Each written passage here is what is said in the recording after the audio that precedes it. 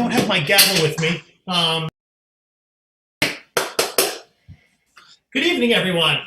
Welcome to the July 12 work session of the Ann Arbor City Council. May I have a motion, please, to alter the agenda for the addition of a closed session under MCL 15.268A, moved by Councilmember Omlawi, seconded by Councilmember Briggs. Discussion?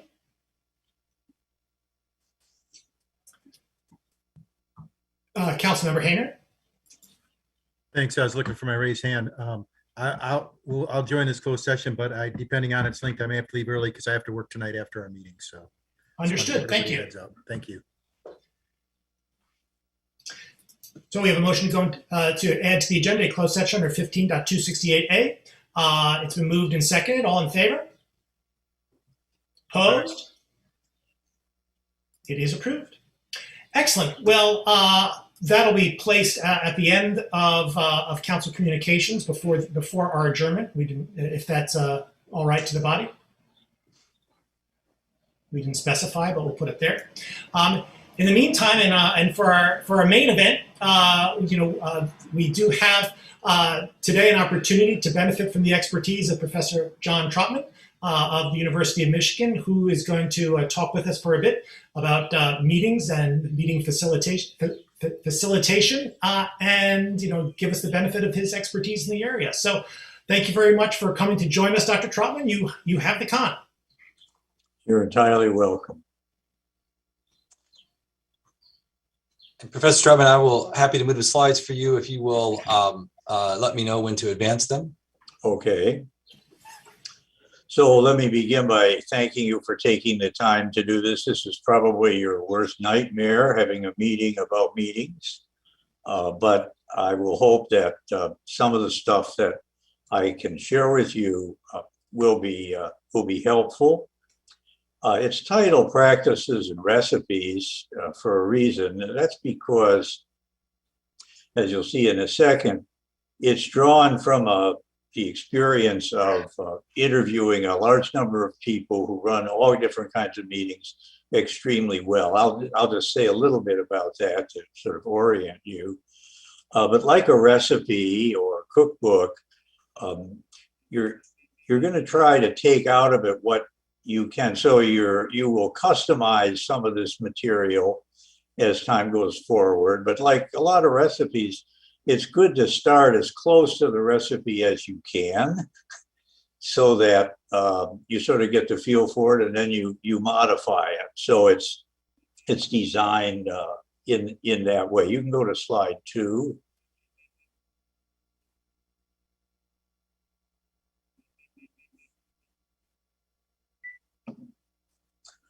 So I have done quite a bit of research on meeting masters, largely because early in my career, I became very unhappy with the meetings I was attending.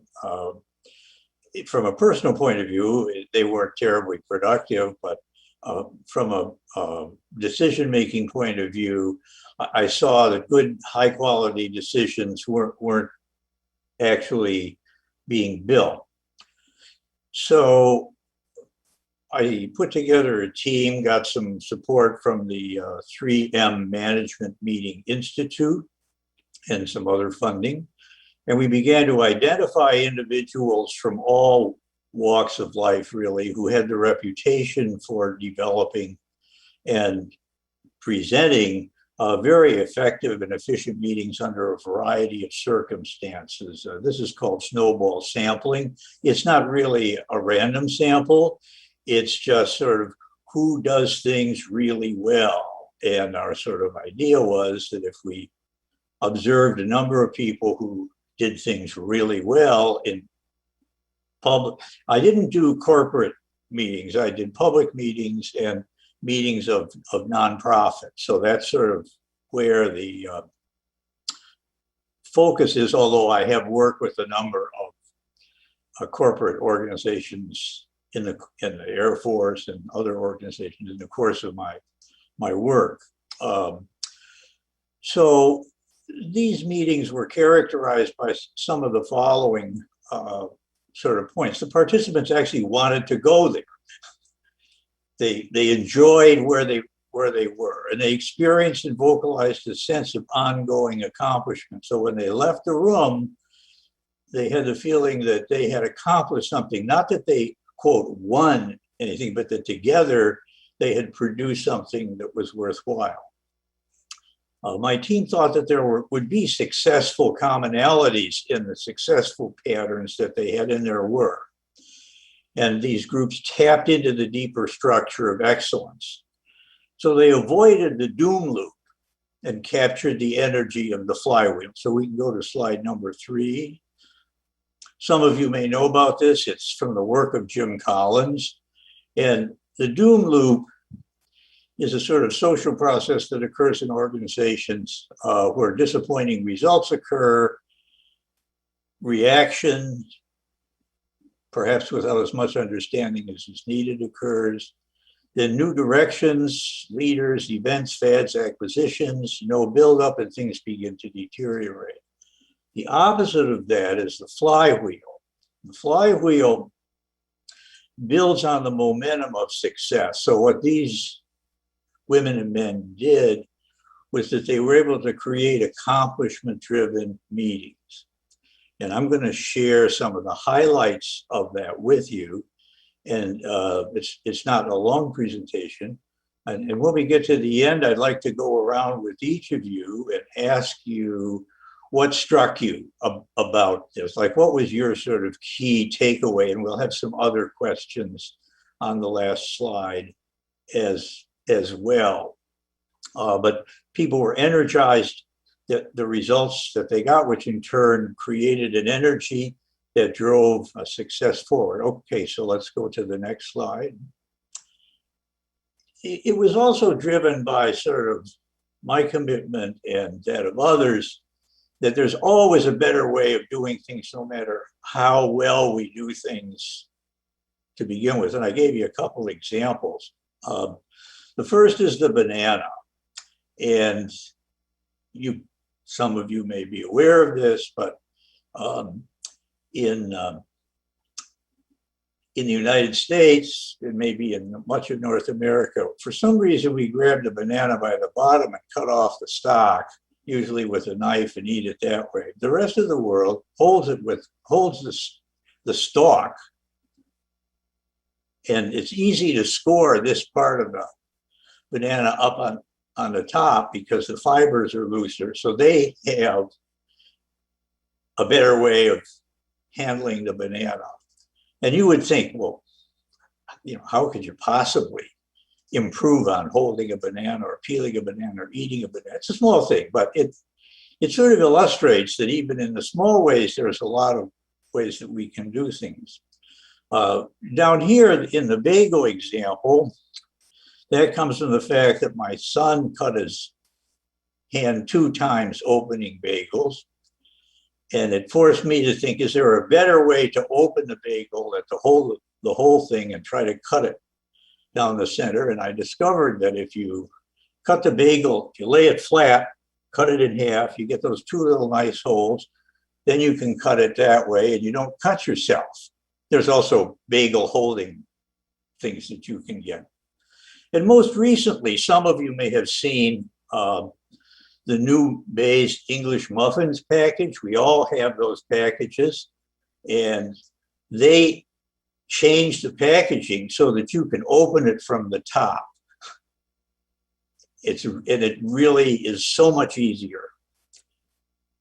So if you can just sort of keep this in mind, that whatever it is that we're doing, there might be some improvements, some of them tiny, like the banana, maybe some of them more convenient, like the muffin.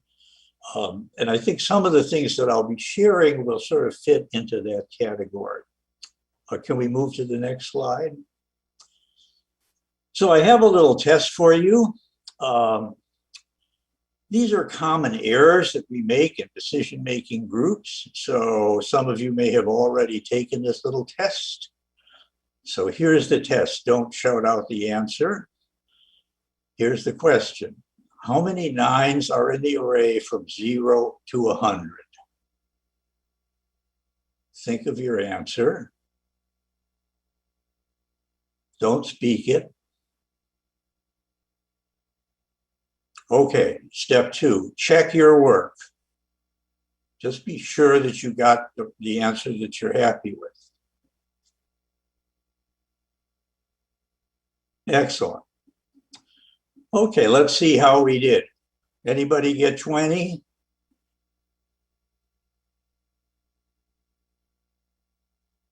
Speak right up.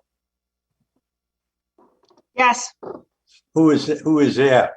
Kathy Griswold. Hi, Kathy. Can you tell us the 20? I counted 10 in the tens column and 10 in the ones column. Well, maybe you can count them out for us. 9, 9, 19, 29, 39, 49, 59, 69, 79, 89, then 90, 91, 92, 93, 94, all the way up to 99. right. That's very good. That's about the ratio of people who get that right. I got the wrong answer. I got 11. I went up the right-hand column and I got 10, and then I suddenly realized that 99 had 2 9s in it. And so I said, well, it's 11. And I felt excessively pleased with myself. I felt that's the advantage of being a PhD. You see these things that other people miss. I was asked to check my work, and I did check my work, and I got 11 again. Of course, it was wrong. And I was sitting at lunch with an economist who was showing it to me. He asked me how sure I was of my answer, and I felt pretty sure about it. So I agreed to a proposal he made that the loser would pay for lunch. And I thought, this is terrific. I'm going to show an economist there's a free lunch. And I did show him that. It's just that it was his lunch. Almost nobody gets it at step 2, and I have to explain that. So when we begin to process information, one of the things that happens is that we get the wrong answer, or we get a partial answer. It's not maybe totally wrong, but and by the way, if we were in a group and I asked you to work together in pairs or threes, it would take on the average 40 seconds to get for the whole group to get the right answer. So if the group runs well, you can be much more effective than working by yourself. The second step, the check your work step, is called review for proof only. Once you get an answer that you think is right, and I did that very thing, I become committed to it. And so that's step 3. I then become defending it and being interested in it, and I'm maybe less open to other kinds of things. So this happens a lot with us, and I just put it in to sort of show us that we all, myself included, can be sort of caught up in this particular common error. But if we work together well, this happens much less frequently, and that's sort of our goal when we talk about meeting improvement. Let's go to slide number 6. So what did these people, whom we call committee masters, meeting masters, did? They had a fresh conceptualization of the group's work. And their conceptualization was that success for them was accomplishment in building high quality decisions. They did recognize individual differences in skills and foci or orientations, but in each case, they were also committed to accommodation and kept their eyes on the prize. They clearly distinguished between meetings and forums. Meetings were work-oriented, forums were sort of presenting of personal views. And going back to point number 1, the goal was a better meeting, but the bigger goal was making high quality decisions. So that's really where we want to try to keep our focus. Okay, slide number 7. Individual differences existed, but this work was a collective effort. They met about half as long or half as frequently as is typical. As one chair put it, we get as little done as we used to in half the time. And the most common analogy that they shared with me and my team was the orchestra, small ensemble, the chef's kitchen, where everybody plays a different part, but the product is a group result. And they were able to sort of make that sort of part of what they did. Next slide. So the material, and this is my point that I made sort of earlier on, is like a recipe book. Use what you can, adapt to your culture, but first start with the recipe and try different parts of the recipe where it works for you. Next slide. Common practices. Okay, this is probably going to be a little stressful for you. They almost never met at night. Night meetings, regretfully, are structurally problematic. And I understand from some previous discussions that I've had with some of you folks that people work and so on and so forth, but they work around that. Some of them used the 7 a.m. hospital starting model. They had other ways to do it. The problem with night meetings is people are tired, energy is waning, so you're working a little bit against the tide. And I understand that that will be a challenge, and it may require some thought about, are there other ways that we could do things? They avoided food at meetings, but socialized a bit before or after the meetings. Food is refreshing, decision-making is stressful. They respected the clock. They started on time, they ended on time. And all had terms of reference. That was the set of goals and expectations for their work together. Next slide. Common tools.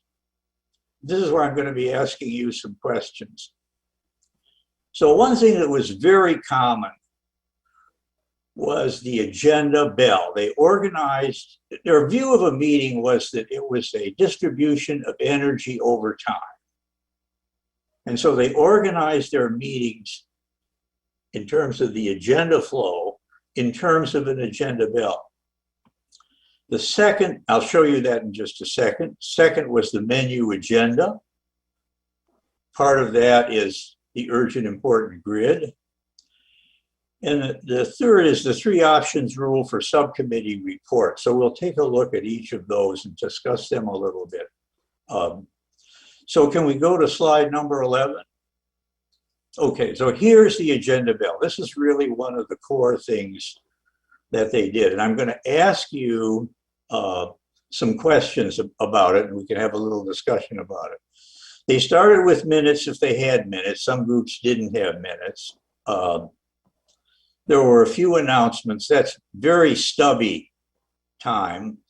Then they identified ahead of time, whoever structures the agenda for them or they themselves,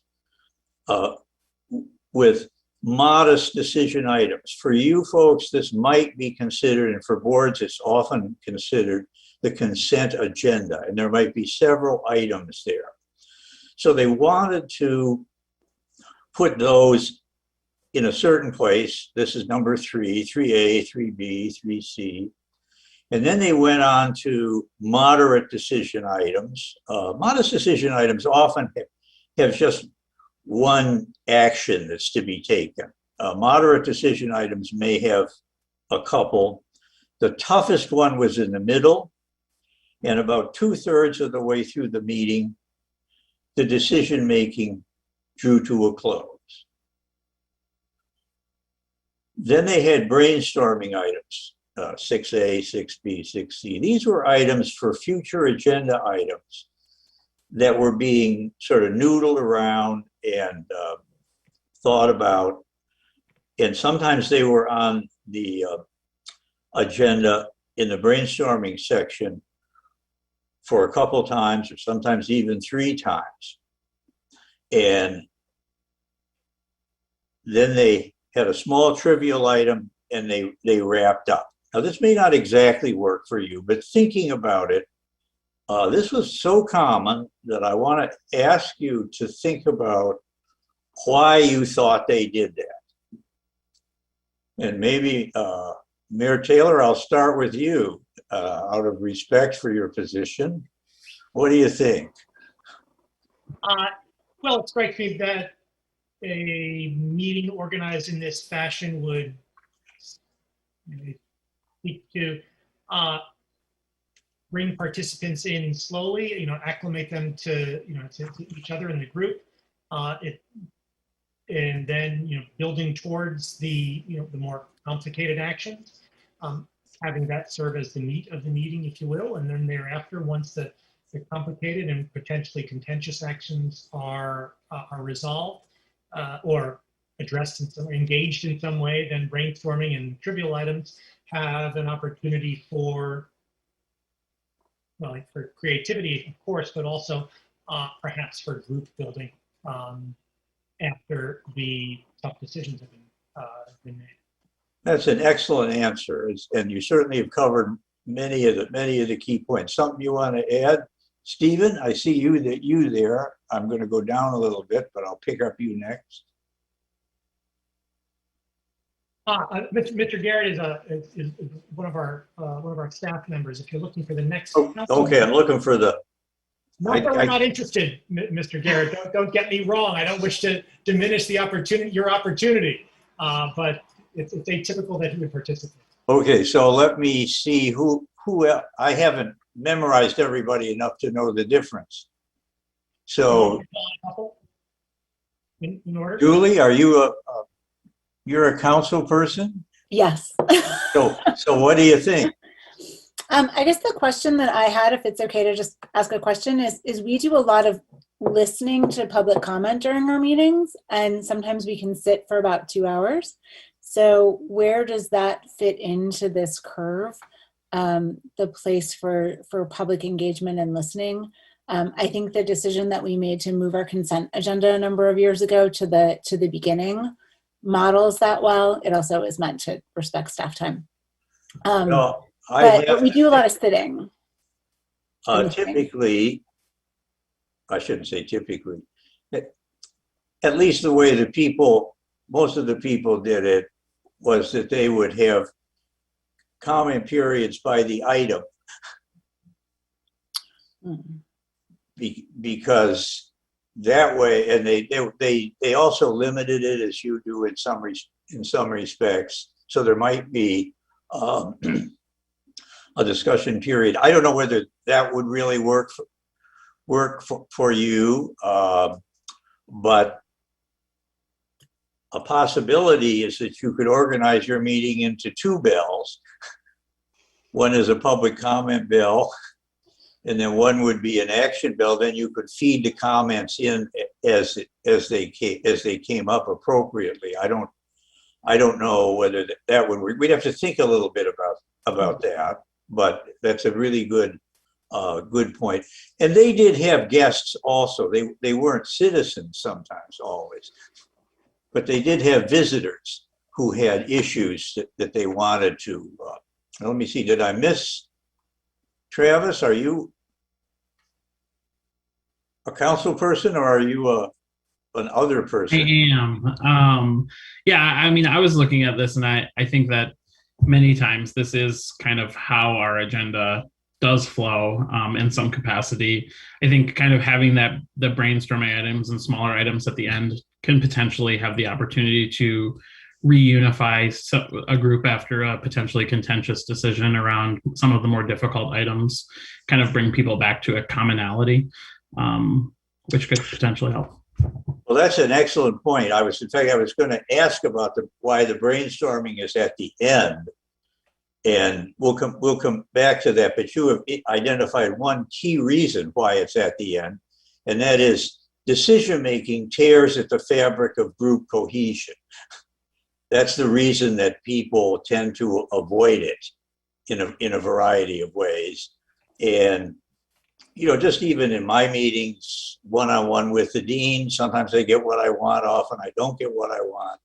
But I'm going to meet with her the next month, and she's still going to be the dean, and I'm still going to have things that I think she should be considering, and she says things that she wants me to consider. So I don't want to end, if I possibly can, even in a dyadic session, on a negative note, if I can avoid it, or I want to modulate the potential negativity so that we don't rupture the relationships.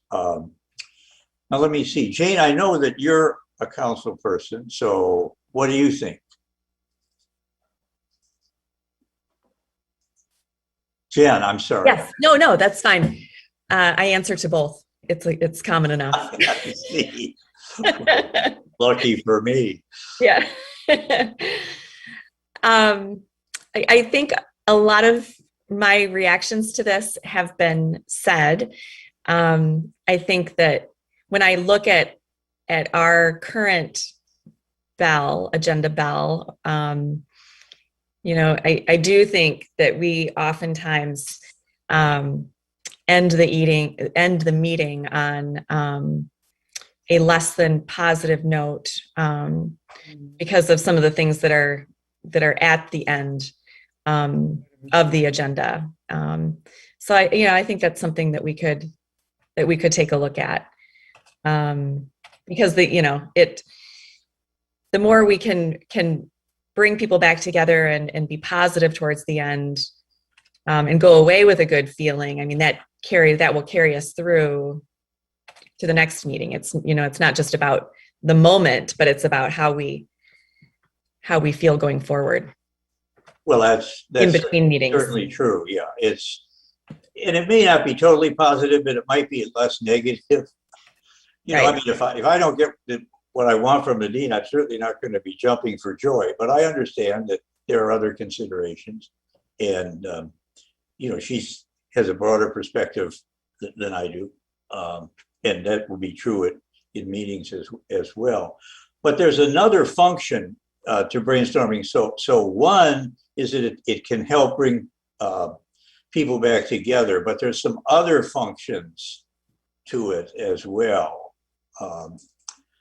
Elizabeth, you want to add to this, or can you identify some other functions that might serve? Now, these are not decision items, remember. They're just brainstorming items for future topics coming up. I think we do tend to have that happen at our meetings, and I think it's most interesting when there's an item on the agenda that's been discussed in a meaningful way, and it prompts someone to think about an issue in a different way, and it literally is like a remark that, like, I want to look into this further, based on the discussion, because the discussion has moved us forward in a way. Okay. So and people are more likely to do that in the absence of the press of decision than they are if the decision is right in front of them. So I'm going to go. Lynn, are you a council person? Hello, Professor Troutman. You are? No, is that? Did you say? I am. Okay. Well, I know that you have a kid because I saw that kid. So I'm going to ask you about the 10-minute warning. Do you know that? Do you use that? Yes. So how would that apply here? What, just for everybody's benefit, explain your understanding of it, and let's see if we can apply it to this part of the agenda bill. So when I use it with my children, it's just to give them notice that something is going to happen, and give them a little bit of warning to get ready to be situated elsewhere, thrown into a car, get ready for the next activity, instead of being startled enforced into. And what does that do for them and you?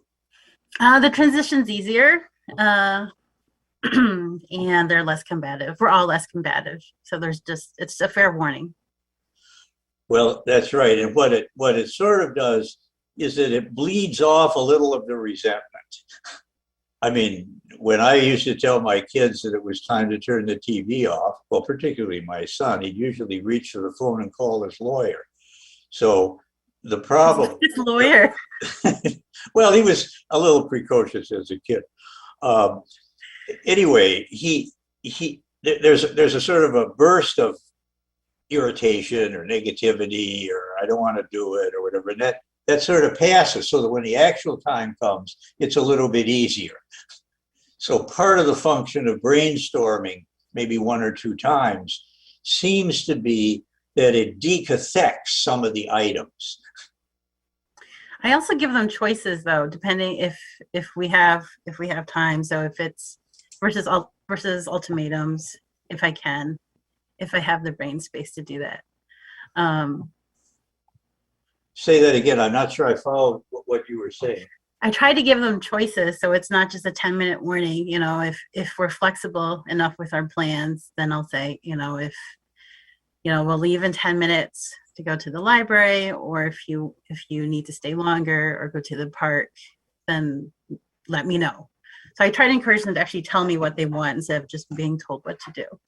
Okay, so that would be equivalent somewhat in having a brainstorming meeting a brainstorming item at two meetings. So the other thing that brainstorming does is that it lets everybody know what everybody else is thinking. And so that may take us back to, I think, the point mentioned before, that if you have a chance to think independent of decisions, you feel a little freer. Now, Erica, are you a council person? So can you add to this, or do you have some further thoughts that you want to chip in? Well, I was trying to think about how this relates to our council meetings versus commission meetings. And I had the feeling that there's more opportunity for brainstorming within the commissions that we all serve on as liaisons. And oftentimes that brainstorming is built into that function. But often as a council body, I'm not sure that we as a group have that opportunity to brainstorm too often together. There's a couple of times a year that we come together and have that opportunity to maybe develop work plans or do things like that. But I think there's limited space within the structure of our current council meetings for kind of brainstorming in the capacity that you're speaking of. Well, you can, I know that you have commissions and other bodies, so there's a whole series of bodies that you have, and it might be useful to start with some of those in a way. And as you get a little bit more experience with it, or some doctored version of it, you can think a little bit about a model that might work for you that has some elements of this. But I think the initial comment is that you try to start with easy stuff to get people off on a sense of accomplishment. That flows, or hopefully flows, into the little more complicated ones. And so by the time you get to the toughest item, presumably a little bit of group cohesion forms. And one of the things about groups is that they have to be reconstituted each time you meet, because you're all coming from different places. So the modest decision items is a way of getting people to work together in a non-confrontational way, because it's sort of standard work, but it's still work. I mean, cutting the grass still has to be done. But working together to cut the grass says, hey, now the grass is cut. So that's sort of part of that. So starting the group, hard work. Now I have another question for you. Can you think of other things that we do in our general lives that follow this pattern?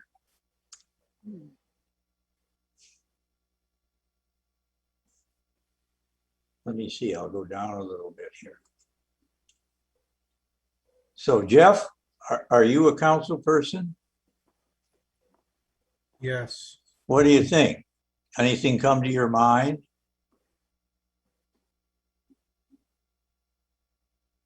Do you work out?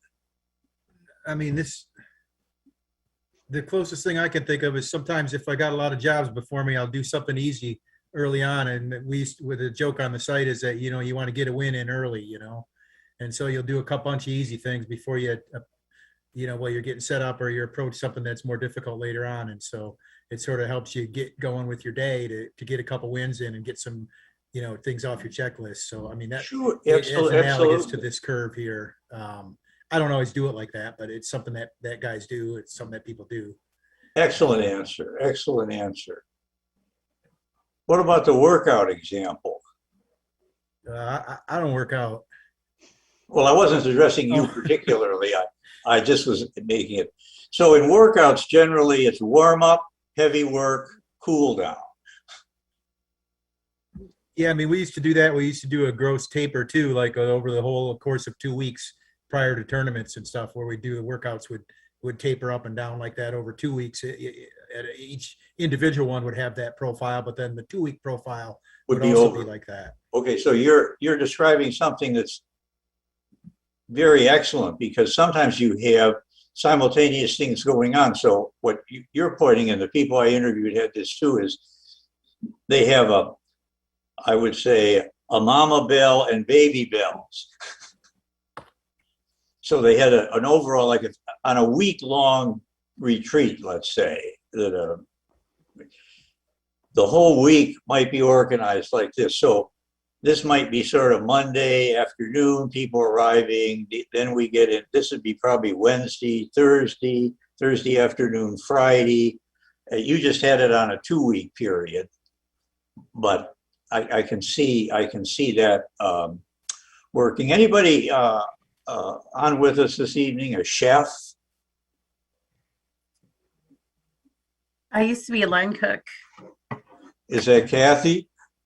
I own a restaurant, so Yeah, it's, that's right. Who said that? I own a restaurant. Councilmember Remlawi. Okay, wait, I don't see, I gotta go back up to see you. He has his hand raised up too. If you look in the corner, Councilmember Olawi has had his hand up for a while. Oh, I'm sorry, I wasn't looking for that. I apologize. Oh, that's all right. So, where are you? Right here. Well, I only see some people. Yeah, I don't have the full view either. So Okay, so when you serve a sort of a more fancy meal, does this relate to the order of food? well, there's the whole process that you have. Getting it to the table is somewhat towards the end of this bell. Well, I was just thinking of the if we just stick with the menu, for example. So somebody hires you to do some catering, and so well, yeah, you're early on. You got a lot of decisions to make. To be honest with you, like, what are the dietary restrictions? How many people are you gonna have? What's your budget? What time you eating, et cetera, et cetera. But then you got to order the food. Then you got to schedule the people, and then you got to do prep. And sometimes it's 2-3 days ahead of when you're going to be serving the food. So there's a lot that goes into it. there certainly is. And would it be sensible to you to say that if you have a fairly fancy meal, you might start with some small items and then like hors d'oeuvre or something such, I'm mispronouncing it, of course. And then you might have a salad course, and then you might have, so the big part of the meal is probably in the middle, and then you might have like a little sorbet, and then you might have wrap up with some dessert. Yeah, I mean, if you're having 9, 12 courses or, 22 courses, it depends on how many courses you want. That's Right. But yeah, you definitely want to, if you're doing that, that's not what I do here. You're definitely building up, and you're transitioning different flavors and profiles as you work between courses. Sure. And my last example, anybody a musician?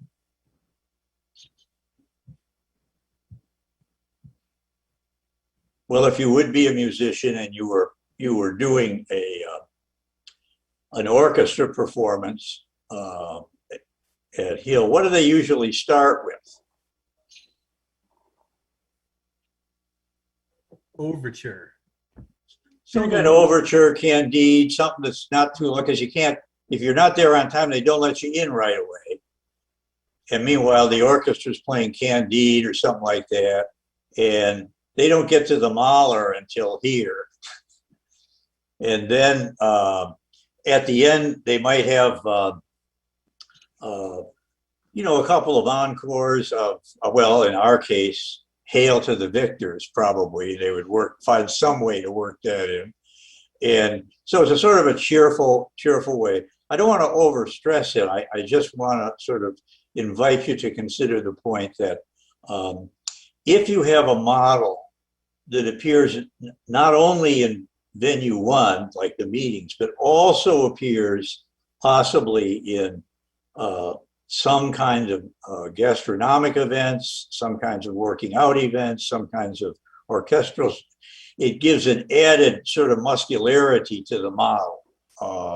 So we don't have to just depend on what the people we interviewed say. We have other information about that. Okay, we can go to the next slide.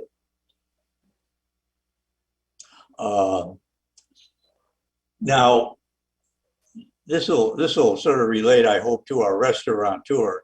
The people, almost to a person, had a very different kind of agenda.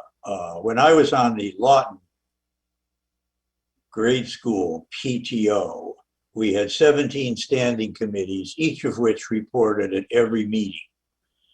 And many people didn't have anything to report, but you never want to be caught reportless or commentless at a meeting where reporting is going on. So it led to a variety of odd participatory examples. And the agenda was always the same. It never varied. Old business, really old business, new business, matters arising, adjournment. And we just never sort of were able to get off that historical gerbil wheel, I guess. I'm going to give you a small explanation of it, but I also want to say that they always had clock times on the right-hand side of their agenda. And as numerous interviewees said, in one way or another, a meeting without times is like a menu without prices. So everything is market price, means you have no idea what anything is going to cost. So can we go to the next slide? Okay, so here's what it looks like. Now this is a very simple one. Starts at 2, ends at 3:40. Announcements, retreat location, vendor selection, disposal of broken gaskets, permission to ship. This is the toughest one. They made a gasket that had a big scratch in it, but it was to be buried and it was very functional. How should we handle that? Then they had a discussion on improving quality, and then they adjourned. So that means that everybody can follow along, and you don't want to put times like 10 minutes, 15 minutes, because people will pull out their calculators. So if you have an agenda like this, people really know. And the reason it's like a menu is because it has the topic. So the retreat location, okay, that would be like, I don't know, an item to eat, and then below it, it explains what that item is. So you get a sort of a one sentence description, and they list it. Are we acting on it? Are we thinking about it? And if there are people who are handling some of these items, their name would appear as well. Now, this may not work for you, but using times to help structure not only your public comment, but your other comment, the items, might be something to think about. Jen, let me get back to you. Do you think something like this, some variation of this, might have any utility for you guys? And maybe in the commissions more than the council itself? I think it's something to aim for with the council to, to get to the point where we can somewhat accurately predict how long our agenda items are going to take. And I definitely think it's a great exercise for those who are putting the agenda together. Yes, it is. Yeah, because it helps really force the agenda setter to think about what's on the agenda, how long things are going to take, and is it going to be too long? Are there things that need to be that can be postponed or what have you? So I think I think it's a great thing. I've always done it with meetings that I've run, and it absolutely helps keep people keep everyone focused and on task. I see. And it sounds like from your tone of voice that you help that staying on target as well. Am I correct about that? I can be a taskmaster with the I'll take that as a yes. Mayor Taylor, what about you? You're sort of the ringleader. You're a ringmaster, I guess. You think you could work with something like this? It doesn't work itself. I mean, in the sense there has to be, as Jen was suggesting, people to sort of keep it going. I'd be interested in your reactions. I guess, it is. My reaction, and I'm willing to be educated off of this, of course, but that strict adherence to time frames strict adherence to time frames for item by item is better suited for a private meeting or a meeting of essentially anything but electeds. It seems to me that there is everyone does have a right to speak, and not everybody chooses to speak on every item, although we all can and want to reflect upon what when we choose to speak, how often we choose to speak, and how long we choose to speak. But that to have external constraints on on deliberation in a public setting for strikes me as limiting to the process, and so I'm unconvinced that this particular innovation is applicable. But again, I'd be delighted to be educated otherwise. Well, you could give it some thought. It's a little bit different, and I think one of the ways that the people I interviewed were able to sort of move with this is that they kept the focus on the decision, not on the participation. So they were always trying to give people guidance, and it wasn't just one decision. It was all of the decisions. Yeah. So one of the people that I interviewed was an orchestra conductor, and he said, "Well, what you don't want is, the violin section is playing some kind of jingle bells, and the horn section is playing the Messiah and stuff like that. I mean, everybody has a right to play, of course, but the idea is to try to help people focus their participation on the items at hand, and often that's true. But this sort of helps a little bit. So it might be just worth thinking about it. I do agree that sometimes smaller groups is a good way to at least start, because it's a little bit easier to manage. Now, can we go to the next item? Okay, so I just want to sort of point out that the urgent important grid is a pretty popular sort of little fourfold table. And I tried to show you where the items on the agenda, items 3, 4, 6, 5, the toughest item, urgent and important. So this is just another way of thinking about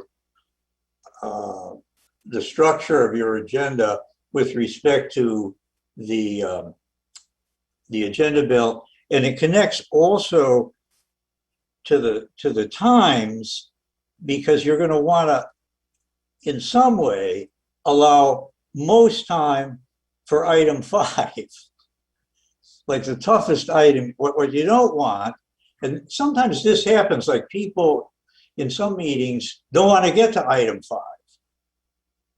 So they will use a technique which I observed in the 6th grade with Miss Martin, who ran a somewhat loose classroom. And before every quiz, she would say, now, are there any questions that the class has before the quiz? And at that point, we knew exactly what to do. She was very interested in evolution. So one of the kids, different kids each time, would say, well, Ms. Martin, can you say a little bit more about the evolution of mammals? And of course, she would begin to talk. And then we would all be taking copious notes, and we'd be nodding, and we'd be giving every visual signal that we were totally interested. And this captured her, and golly, we didn't have time for the quiz. So that was a deliberate avoidance on our part. And sometimes you see something like that in meetings where people don't want to get the items, and so they expand on the other items to sort of use up the time. So thinking of what's most important, item 5, and being sure that you have enough time, however you do it for that. And now the last item, can we go to item 15? Oh, okay. You're one of the types of groups that I work with where there's a lot of reports that flow up to you on issues that have been previously studied and by some subset or some commission, some sub-council group, and then recommendations are presented to the group as a whole. And very frequently, that leads to some unproductive discussion. And the way that the people I interviewed got around that, I thought was pretty clever. And it goes back sort of to brainstorming, so I'm going to make that connection now as well. So whenever they brought up something from finance or HR or whatever it was to the board or to the C-level team or whatever, they always had 3 options. So they started with the problem. Here's the problem. And we see 3 ways that we could approach this. Now, 3 has a sort of magical quality to it. If you just give 1, we've studied it, here's the solution that we're proposing, immediately causes people to ask, well, did you consider this? Did you consider that? Did you consider the other? So we just tell them there's 3 things we consider, the most practical 3 things. 3 if you do 2, it's going to divide the group. 4 is sort of like 2 only words. And if you get 5 options, if I give you 5 restaurants or 5 houses to look at, you're immediately going to begin to group them. So we got 2 Japanese restaurants, a steak restaurant, and no Thai or whatever it is. So 3, people can keep 3 things in our minds. Once we get above that, it becomes a little more difficult. And then they explain there's A, B, and C. We pick B, or it could be A or C, whatever one's picked, and why we did it, and what are the drawbacks to the other 2. And I didn't put this in, but a good way to discuss it is sort of to ask some questions like this. The first of them is like the logic question. Is it logical?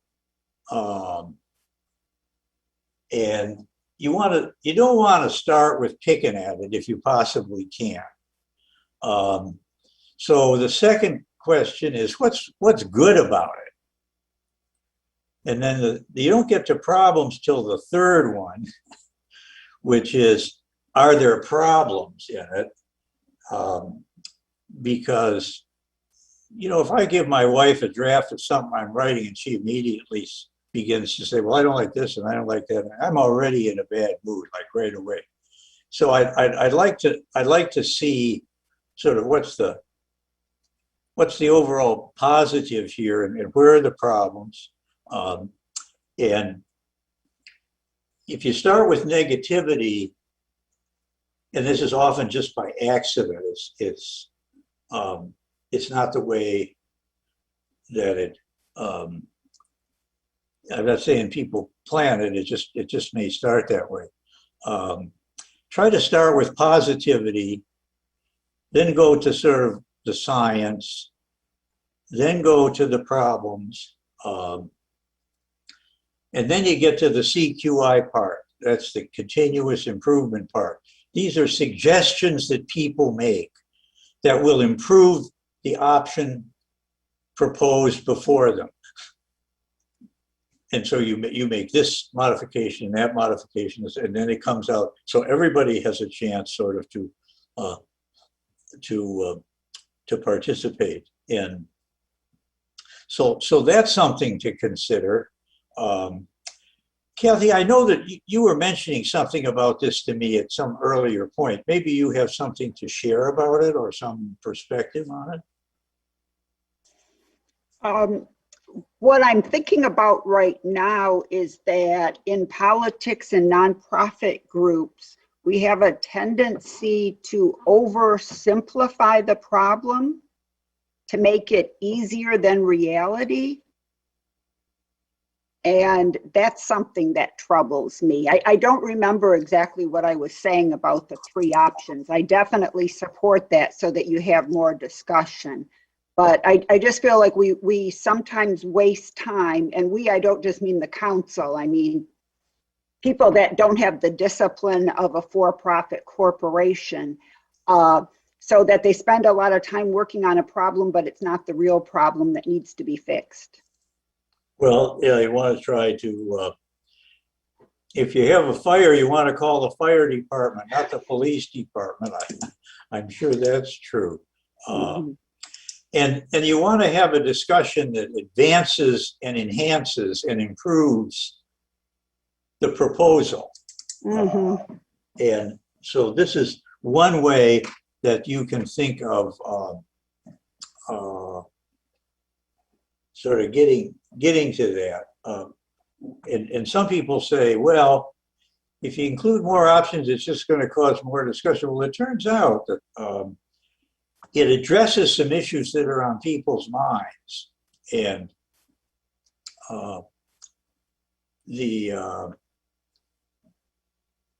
it's sort of worth thinking about. Okay, number 16, we're on 15. Okay. So common norms. Okay, so they respected the agenda, whatever it was. They respected the clock. The mind cannot absorb more than the seat can endure. So you have to remember comitosis rectus. That's pretty common. And one of the things that happens 2/3 of the way through most meetings, at whatever time they are, but it's more prevalent in the evening one, but it's prevalent in class. If I have a class from 1 to 3, I've got them till about 2. And then at 2 o'clock, I begin to get the sort of looking at the watch, closing the notebook. People's mind begins to shift toward the future. And so that's another reason why brainstorming is at the end, because in any work kind of thing, and I think our colleague who starts with easy work in the morning sort of let us in on that. As you get toward the afternoon or the latter third of any collective event, people begin to think of the next, well, when it's going to be over, will it really be over on time? Are the kids at home trashing the house? I mean, there's all kinds of things that people begin to think about. So because brainstorming is less stressful, it has a greater ability to bring the group back than a typical item. And they respected people and ideas. Body language counted. They were specifically, and this came up a lot of times, the eye roll when somebody's talking. You probably have seen this, often accompanied with a head shake, or the shielded vomit gesture. So you don't want to. And so if you see that, you have to ask if the person has anything to say, and usually they don't. So these are the main points. We can go to the next point now, and it's 8 o'clock. We're going to go. We don't have to go 45 more minutes, but I have some questions for you. And this is a point that I mentioned earlier. What are your key takeaways? This one. So I'm going to do the best I can to get to the council people and pretty much everybody. So Ellie, I don't think I've heard from you, so maybe I'll start with you. Professor Troutman, is it helpful if I discontinue screen sharing so you can see everyone at once? Yeah, you can. Well, let's leave this up because they want us. Well, they have it, so you can look at it, and I have it here. So yeah, we could do that. Oh my God. Okay. So, Ollie, one thing that struck you? Yes, sir. Well, you know, a lot of great ideas here. And, you know, there's just, as I think the mayor had mentioned, that running a public meeting is much different than running, you know, a corporate meeting in the private sector. And so many of these things that we would use to help shorten the length of our meeting and make better decisions, we can't superimpose on our meetings. And so it's a uniqueness that we have to wrestle with.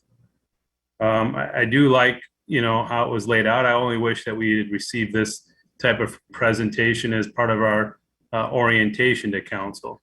Several of us have been on council for more than a couple of years, some of us a lot longer and some of us less. And so if you're not given this information on the onset, it takes a while for you to figure this out on your own. Sure does. And unfortunately, we didn't get this kind of onboarding early. You know, what sticks out is that, you know, when we talk about brainstorming, I feel like brainstorming, when you're working with a collective body who, you know, have a genuine interest and a curiosity and trust amongst each other. And unfortunately, at times we as a body don't have that ability. And so to brainstorm sometimes is hampered. After making those tough decisions, after making some contentious votes and making, unfortunately, taking some low blows along the way or giving some low blows. I'm not sure. Everybody wants to point fingers. But, a lot of what you described here, many people are culpable of. And we have to be willing to be responsible for our actions and control our own behavior and not allow others to push our buttons. Unfortunately, when I go into a meeting, I don't know what people are going to say. I know where I stand on this issue and how I'm going to vote here and what to do there. But I don't know what people are going to say during the course of deliberations that sometimes makes me say something or do something that perhaps doesn't lead us to the best possible outcome. So it's a challenge. It's a challenge, and I appreciate the time and the effort that and the talent that you put forward and the wisdom that you share with us tonight. Hopefully, we can employ it. Well, thank you. One thing about the brainstorming, by the way, is that the one of the rules for brainstorming is that there's really no serious disagreement. I mean, in other words, it's for the pot. It's for things to get out, and you don't argue about stuff. So if you want to say something, I don't want to say, well, I think that's a stupid idea. I'll just say, well, I might see it differently, or I have to figure out a way to share my view without attacking you or anybody else for that matter, because otherwise people are not going to, it's not going to work. So the whole purpose of brainstorming is to get ideas out in a sort of stress-free or minimally stressed atmosphere. You get better ideas that way. I appreciate that. Yeah, it's you definitely need to be comfortable in making statements. But you got to be also aware that this is a public meetings where the media is paying attention. People on social media are paying attention. You have social media that is really dominant right now, and the way people work and behave. And so when you say something, you don't feel like you got the comfort and the safety to say it. Because just by saying something, brainstorming, people are going to run with it and say, Councilmember Mlawi just said this. Can you believe how dumb he is? And how being in public service, you are constantly attacked and constantly criticized. And so you don't feel safe making comments like that, perhaps, in a brainstorming session. Well, I could certainly understand that. And while I don't, on a council, I would say that as a prof, I have to pay attention to that myself, because the minute the class leaves, they're going to say, he said this, I can't believe it, and so on. So there's a little bit of commonality. So I relate to your point. Lisa, something that struck you worth thinking about? Yeah, thank you. There you go. You can hear me, right? Yes, Yeah. I can. Okay. So I really liked your sentence, keep the focus on the decision, not on the participation. I think that's really interesting. And I was thinking about the time part, because I think there are some ways in which it is absolutely true that a council meeting is a unique thing, and there are things that have to happen here and that aren't easily adapted to what you're presenting to us. However,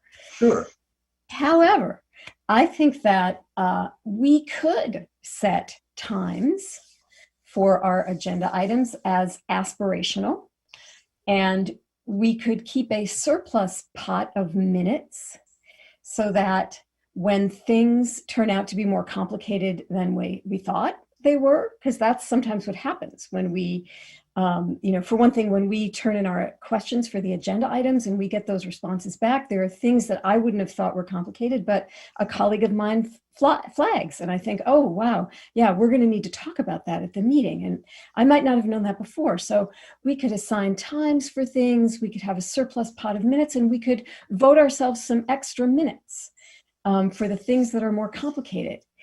but we could have a goal that the meeting shouldn't last more than 4 hours, and that no matter what it is that we think we need to do, the meeting shouldn't last more than 4, or maybe even we can say 5. But we all know that my endurance It does. No, it does. It after does. midnight.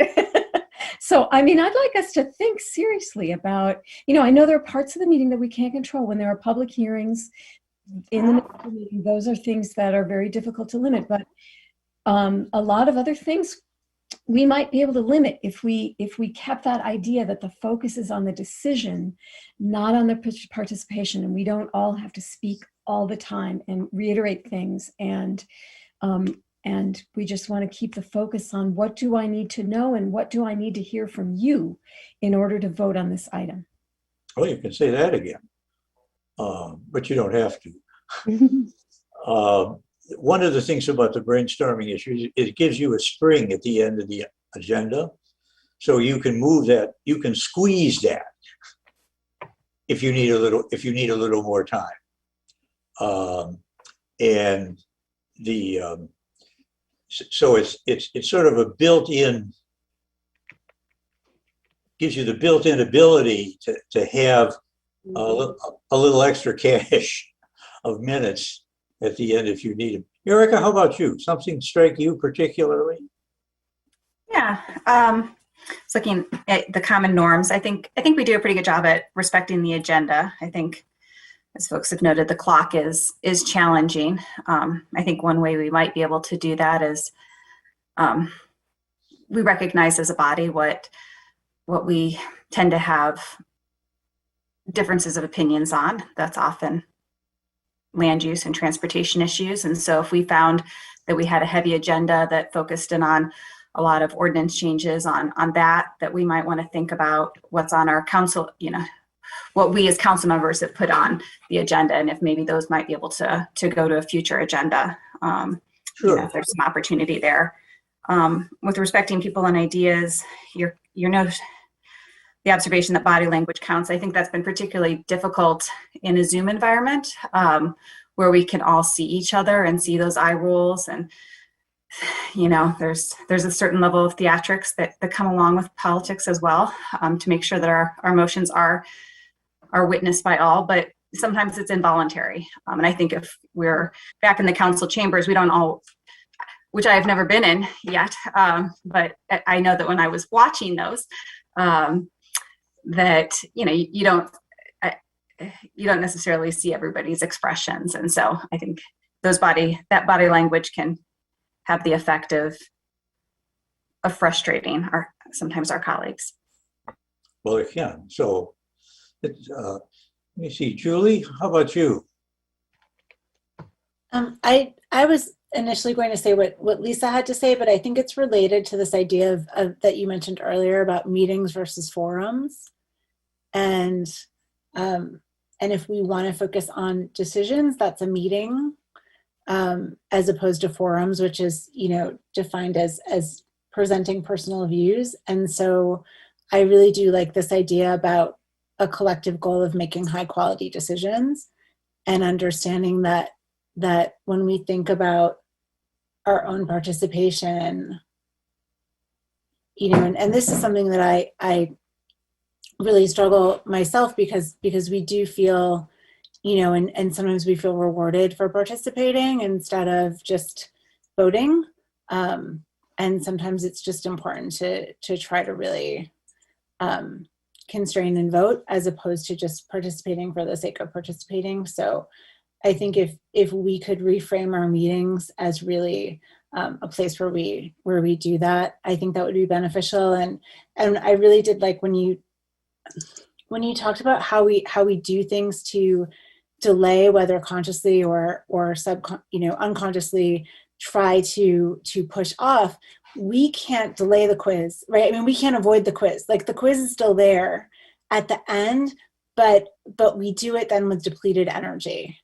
And if we could think about taking the quiz with like our full brain and wanting to do it in a way that would enhance our performance on that quiz, even if we don't want to take the quiz, that I think if we became a little more conscious of that and just thought about how we, and I know I'm talking now, taking up space, but taking up space so that we have our energy to get to the hard part, I think that would be beneficial. Yeah, that's the less energy you have for the more difficult items, the longer it's going to take. I mean, that's just sort of the way it works. Jen, how about you?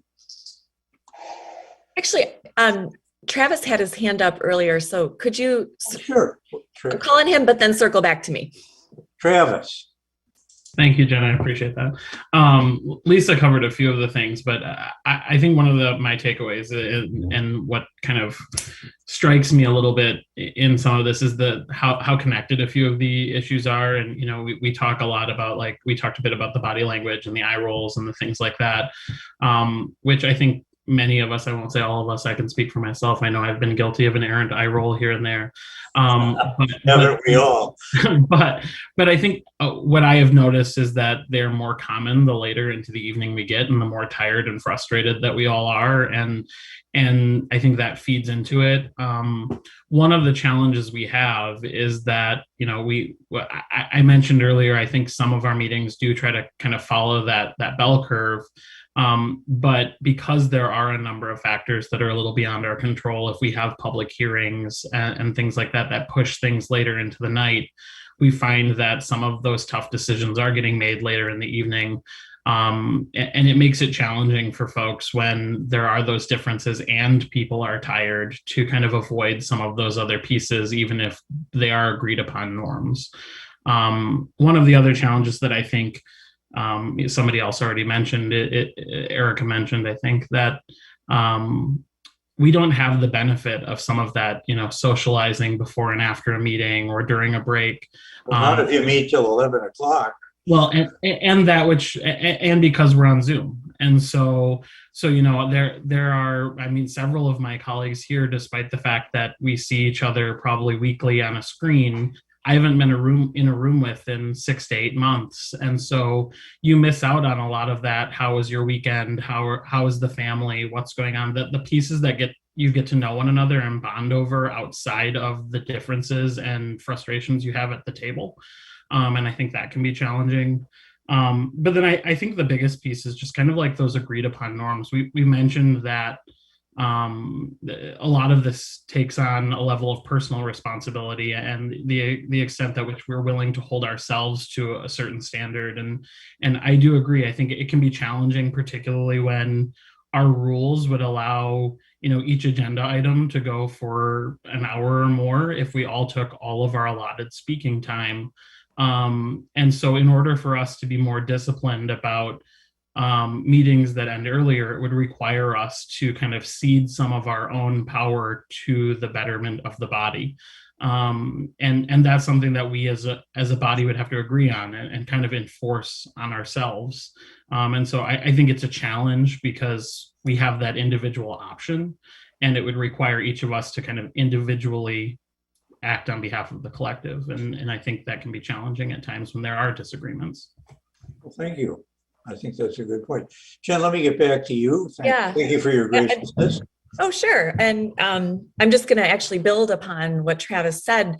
I think one of the kind of the sticking points for us in why our meetings go long, I think you've kind of seen hinted at a little bit in the discussion here, that and basically what Travis just outlined, which is, is the purpose of the council meeting for each one of us to state our position and how we're going to vote and why on every issue and communicate that to the public via the council meeting? Or is it, to go in and make the decisions and then do our communication with our constituents elsewhere? Because a lot of the time that is spent with council members speaking is just that. It's just, this is why I'm voting for this, and here are my reasons. And then of course there's also, the other big bulk of it is really when we have questions, when a council member has questions about something, and we question staff or each other to get those questions answered. But my point in all of this is to build upon what Travis was saying, which was, each of us as council members, I guess, in order to have a meeting that ends before the people, of Ann Arbor go to sleep, which is our goal, because we don't want to be making decisions in the middle of the night that affect the public. I think, we each have to recognize that for any given agenda item, you can't have everybody talking, or when you get to a point where certain, where council members dominate the discussion, that hampers participation of others, and then it creates this problem that we have, which is meetings going into the wee morning hours. And so how do we, I guess I'm putting it back on you a little bit, Dr. Trotman, in terms of how do we get to a point where we have a common understanding, where we, if we have those set, not set times, but goals for how long each agenda item, we spend on each agenda item, that we can, as council members, look at that and say, okay, this item is really important to me, so I'm going to speak on this, but I'm not going to speak on these other items, because, if I speak on every item, I'm taking up half the time we've allotted on each of these items. Well, So, I can answer that a little bit. That's where structure comes in. I mean, obviously, personal responsibility, as people pointed out, is really, but personal responsibility without structure, it will turn out that structure frees you. It doesn't constrain you, because once you know what you're supposed to do, and you have some extramural guidance, that's why we have recipes, and then that's why we modify those recipes. Now, let me pick up on a couple of other people, because I want to follow my own rule here of ending, and you still have some business to do. Let me see, Lynn, how about you? One thing that struck you? I was just thinking about how I used to work in nonprofits and sit on a number of boards. I used to lead a nonprofit in DC and participate in congressional hearings and organize hundreds of adoption agencies and anti-trafficking work. So I've been in complicated meetings, but even when groups are on either sides of an issue, I was part of a watchdog on adoption agencies trafficking children internationally, right? We were still able to be productive when it came to passing legislation and regulations in the best interest of children. So there's like this basic understanding of who we were serving, even if we were coming at different ends of the issue, and just reminding ourselves that we serve a common interest. And I think sometimes we forget that here, because a lot of times you speak individually, personally. And I think there is culturally, when I think back to that difficult work then, it's difficult working with, the State Department. And then, I think about, what I see here locally too. I watch school board meetings. I watch different city council meetings. Durham, North Carolina still has the best meetings. There's also Sterling Heights, which I watched this morning. Michigan Radio has all Michigan City Council meetings. That's podcasts. There's something unique about Ann Arbor. Ann Arbor, Grand Rapids, Detroit, for us to go 7-8 hours, it just seems really unfortunate when I hope we can think not only structurally, but culturally about what we can do here. So for example, in Durham, there's a way to profile, just start positively by introducing and thanking residents doing something interesting in each neighborhood. And it's not just talking heads who are elected. It's people who care and are already civically engaged. And can volunteer and contribute on their own. And they're not commission members either. These are normal people. Sterling Heights has their city manager introduced some really interesting reports in the beginning, and that helps motivate some brainstorming outside of commission work.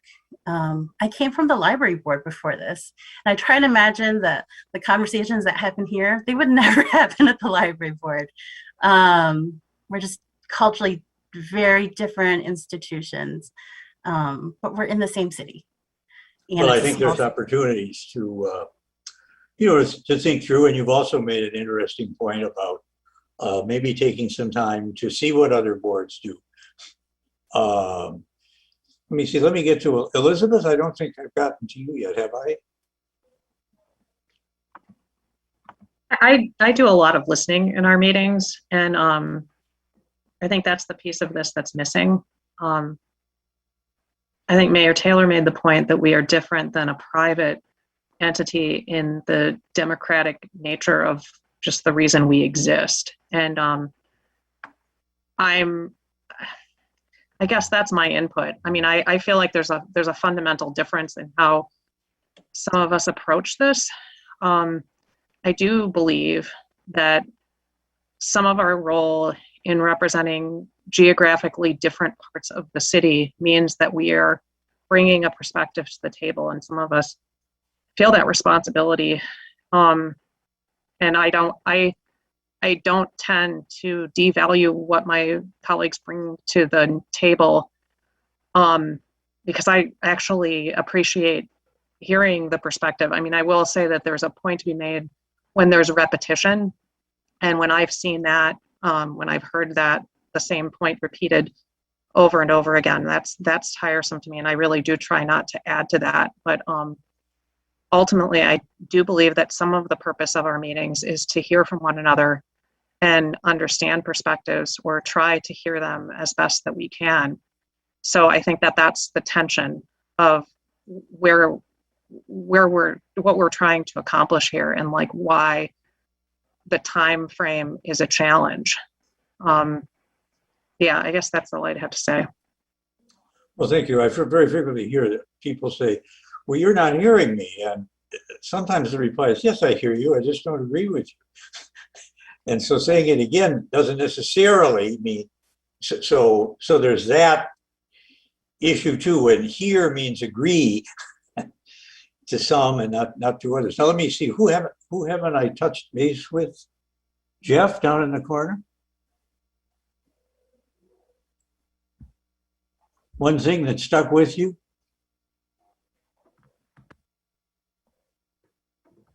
About our timekeeping norms? No, anything that I shared with you. You might say, this is interesting. I want to think about this.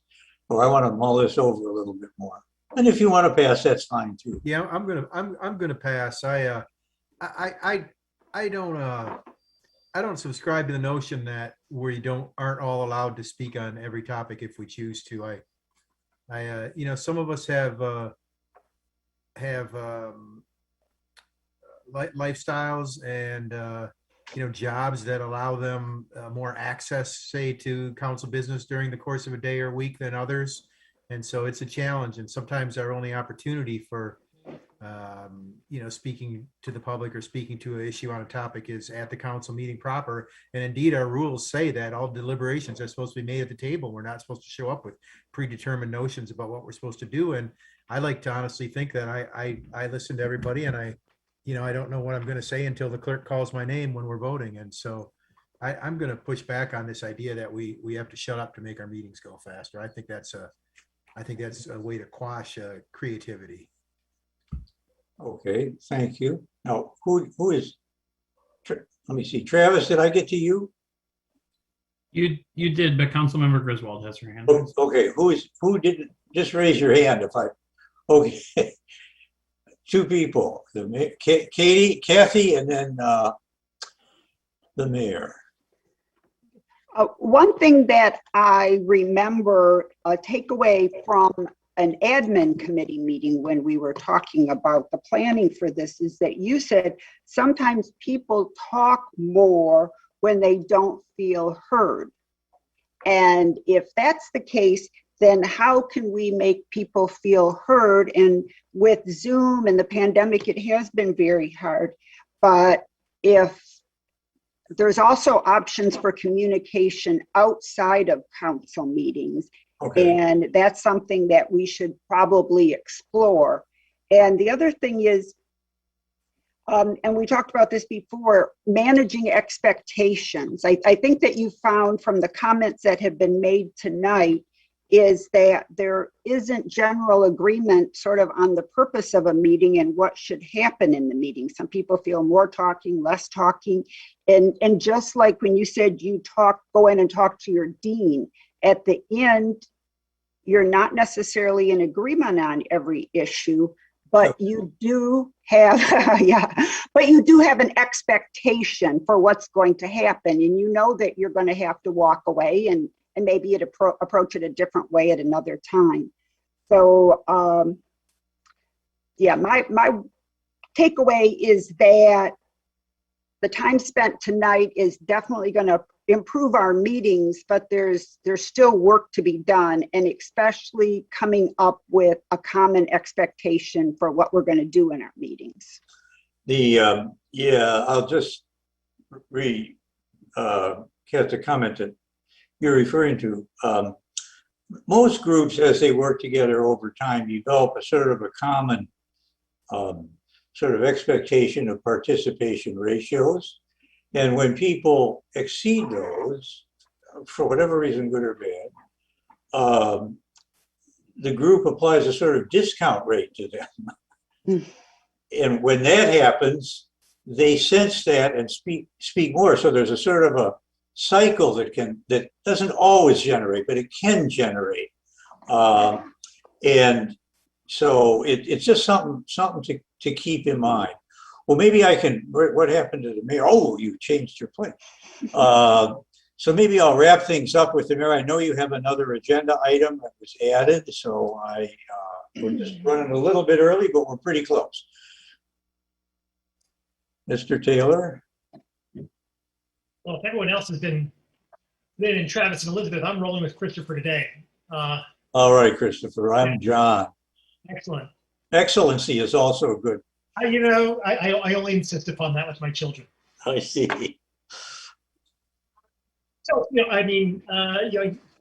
I'll turn the floor back to you to wrap up. But just to the extent I can on behalf of everyone, thank you very much for coming in and talking with us. I think I've learned a fair bit. I think we each have, and certainly it's an opportunity for us to talk about these issues and to think about them in a particular way. Some things I'm recollecting is your statements about this. I think Councilmember Dish hit upon this, keeping the focus on the decision and not the discussion. And I think that there's a benefit that part of me says that that's totally what we ought to be doing. But then I think it's something I forget who else said this, but maybe I think this was Councilmember Nelson. There are multiple purposes for the meeting. Some, maybe it was, I don't know who else. Someone said, there are multiple purposes for the meeting. The meeting is in part here for us to decide what to do about Agenda X. There's also a purpose. It is performative in a certain way. I mean, we are here to speak and explain why we're doing what we're doing, and to help move the political culture along in one way or the other based upon our own hopes and dreams with respect to the city as a whole. And so those things are at tension, and this gets to our present value of having I think Councilmember Heyer mentioned that we do pay attention to the clock with a fair bit of rigor, but the way that our rules frame our speaking times is incredibly permissive in the aggregate. And with respect to each individual question, we are fairly strict, but every single person has an opportunity to speak for basically 6 minutes about every single question. And that's every single agenda item, that's every single amendment within, and so forth. And so, it is, these are opportunities for all of us to extend meetings beyond that which is practical. And so we have to figure out a way to, with, perhaps as you were describing the structure of our rules, to move us to a more efficient place. But even that aside, and I think even more effectively, having our own selves, recognize that we are, individual representatives of, our various constituencies, and we have our various roles, of course, as representative and trustee and so forth. But that, we are also a member of this group, and a member of this group trying to make some kind of collective decision. Although I may have, heartfelt opinions about every single thing that comes across the desk, not everybody benefits from me saying so. Sometimes a yay or a nay is really all that's called for, even if I'm burned inside. And so I think that that's a tension, and something that we're just gonna going to have to work through, whether that's through an articulation of an understanding of our individual roles that we play in keeping the meeting going in order. Or whether it's some sort of structural change which limits our aggregate speaking times in a way that nevertheless, honors the fact that we're elected representatives and we have some sort of roles play with respect to each individual. Well, let me, oh yeah, Travis? I have a question for you, Dr. Trutman, because one of the things I think have focused on, based on the way it was laid out in the presentation, was kind of a limit on time per agenda item. And one of the things that I know a few other cities have done is kind of a limit of time on the totality of the meeting, where there's a set end time. And then items that are not finished are postponed either to the next meeting or to a special meeting the next day, and I guess I would challenge us and maybe ask you if that's something you would recommend as well, but to maybe think about other alternatives as well, so that we aren't necessarily abruptly ending debate because we've run up against a time, a goal time that maybe conflicts with what we're allowed, but rather then forces us to think more about overall meeting efficiency, or potentially, spreading this out across multiple meetings, or delaying items that may not be as pertinent to, or maybe as timely. Well, I can just share a couple of reactions with you. One is that the length of time, this happened earlier on in the history of the council, when a member of the law school faculty was the dean, was the mayor. They met till 1 and 2 in the morning. And it was so long ago, I don't remember how that was resolved. But what I do know is that productivity declines as fatigue increases. So just as I don't have a necessary solution. Maybe that is a solution, or I don't know what would work for you guys, given your variety of perspectives. But I do know the result. And the result is fatigue and irritability and taking longer and so on. So it's definitely something to think about. I think it was you, but maybe it was somebody else. And I don't know whether this violates the Open Meetings Act, or how far that extends necessarily, but it does seem that you would benefit from the opportunity for a little more socialization that didn't have anything to do with your agenda. Were you the one that said you hadn't been into anybody's home or whatever it was in 9 months? Or yeah, five of us were elected in the middle of the pandemic, and so we have never actually been to an in-person meeting with all of our colleagues. Well, obviously, the pandemic created a very unusual situation, but the successful groups did find ways to have socialization where there was an opportunity to build personal connections that didn't have anything to do with an agenda item as such.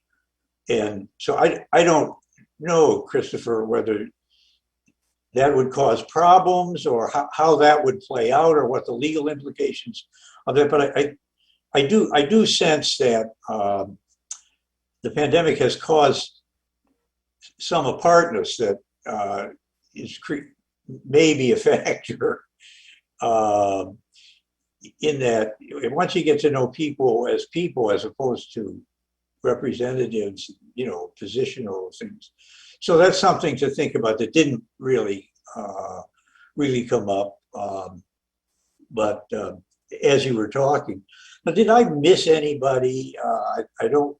Who? I want to be sure I got to everybody.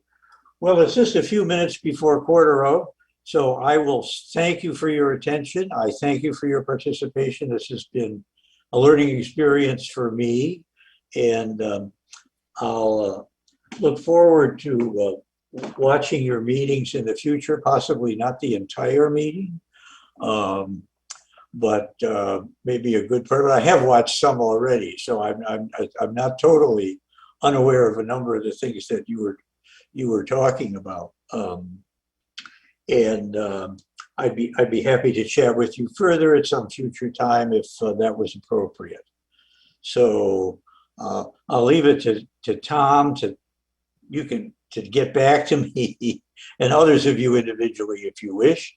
But I'd be certainly happy to continue the chat when it's appropriate for your schedule. So thank you very much, and have a good week. Don't do anything I wouldn't do, which gives you a fairly large range of options. And thank you. Well, thank you very much, Professor. We're grateful for your being here with us. Thank you. Good night, everybody. Good luck. May the good Lord take a liking to you. I forget who said that. I think it was Arthur Godfrey. Maybe not. Take care. Bye now.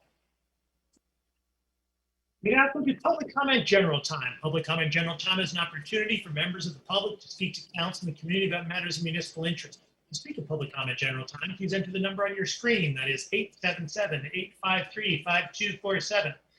877-853-5247. Once you're connected, please enter meeting ID 942-1273-2148. 942-1273-2148. Once you are connected further, please enter *9. *9 to indicate that you wish to speak. When it is your turn to speak, our clerk will identify you with the last 3 digits of your telephone number. When it is your turn to speak, you'll have 3 minutes in which to speak. So please pay close attention to the time. Our clerk will notify you when 30 seconds are remaining and when your time is expired. When your time is expired, please conclude your remarks and cede the floor. Is there anyone who'd like to speak at public comment? We have no one there.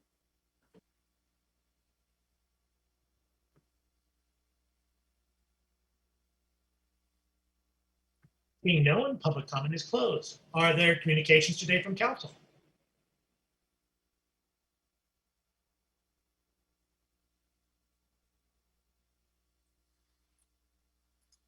Being none, may I please have a motion to go into closed session for the purpose of, Mr. Postma? Yes, this is under 15.268A of the Open Meetings Act, and that is the Section A deals with personnel and employment matters, and that section requires that it be done under the request of a person requesting that, and in this case, the request is from City Administrator Crawford. May I have a motion, please? Moved by Councilmember Adina, seconded by Councilmember Alnali. Discussion? Roll call vote, please. I believe starting with Councilmember Iyer. Am I correct? No, I'm not. Sure. No, Eric. Who's on? Councilmember Briggs. Councilmember Briggs. Yes. Councilmember Mulally. Yes. Councilmember Hayner. Yes. Councilmember Dish. Yes. Councilmember Griswold. Yes. Councilmember Song. Yes. Councilmember Grand. Yes. Councilmember Adina. Yes. Mayor Taylor. Yes. Councilmember Iyer. Yes. Councilmember Nelson. Yes.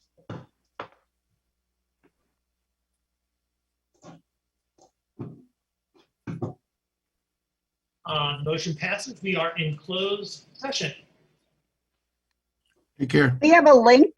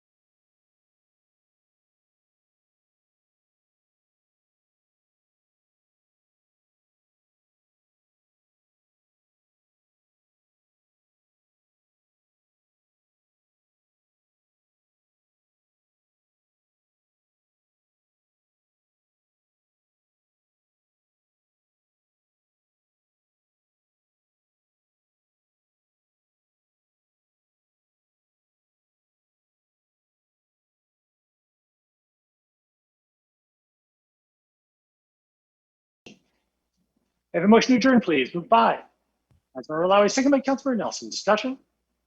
All in favor? Opposed? We're adjourned. Thank you, everyone. Thank you.